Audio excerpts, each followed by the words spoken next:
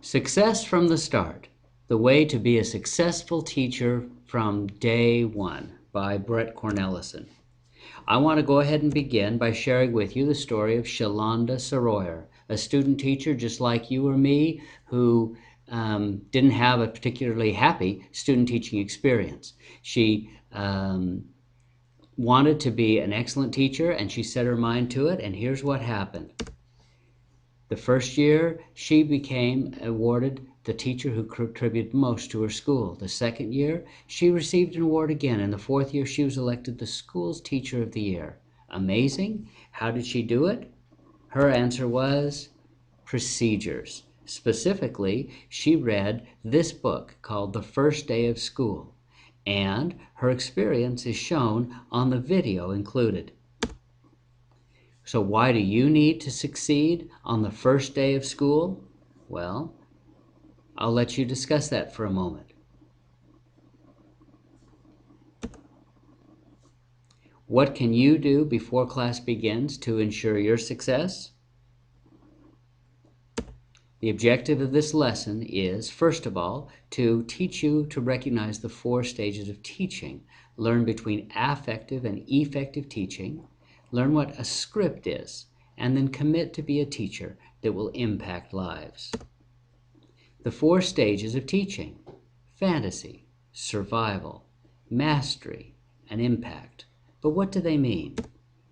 Well, this is where we begin as teachers, thinking that everything is going to be better because we are really seriously good teachers, that our little lambs will be able to lie down next to our lions, that everyone will peacefully and calmly listen to everything that we have to say, that life will go smoothly. And this is exactly the way our teaching experience is until the first day of school.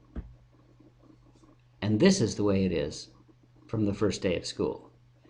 We move from fantasy mode to survival mode. And can you imagine yourself in that little jalopy with road, miles and miles of road stretching on, and you're not even sure if you can make it to the end. You look to the right, you look to the left for support, and you see nothing but desolation. You're all alone. Your students don't want to learn. Their parents don't want to support. Your school offers you no resources.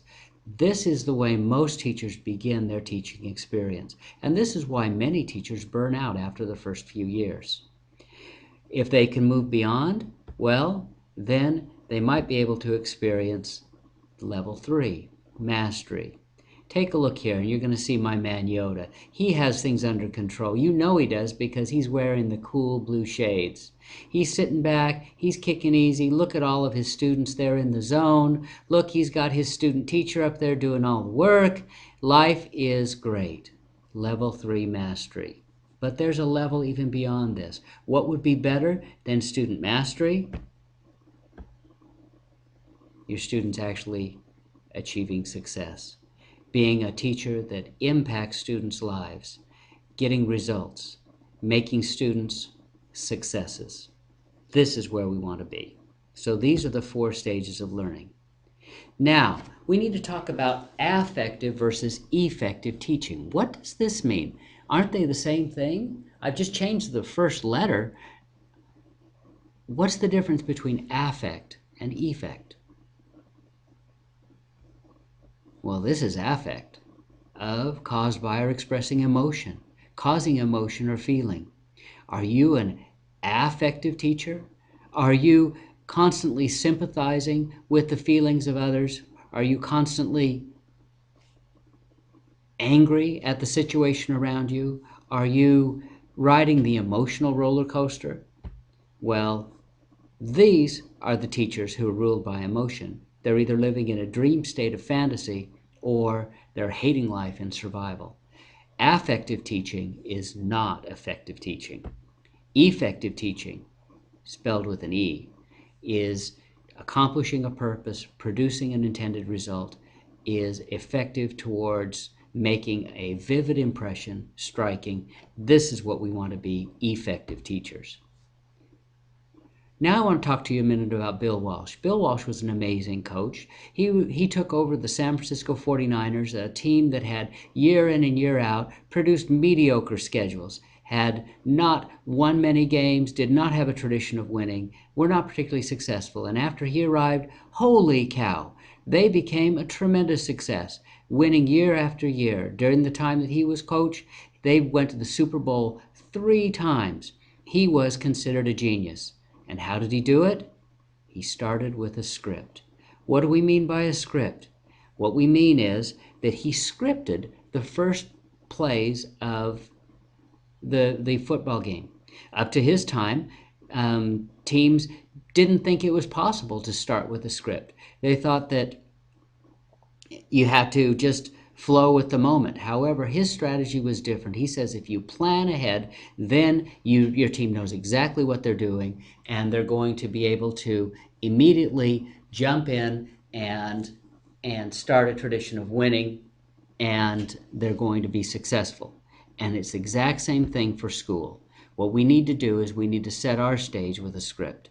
And some of the ideas I had for things that we can do to set the proper tone is start with a seating chart so you know exactly where your students are, where you learn their names, and you're in control of the classroom. You're the master of your domain.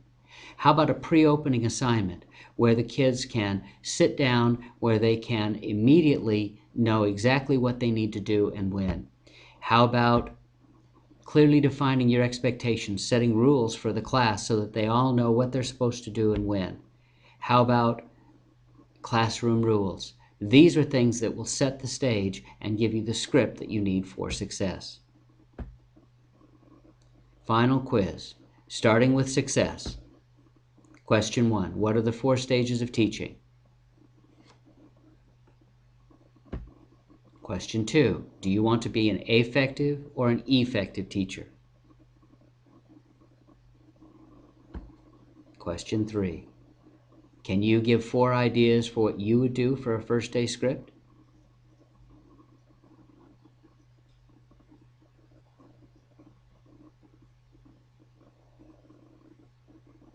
And finally, will you commit to be a teacher with impact? Good luck.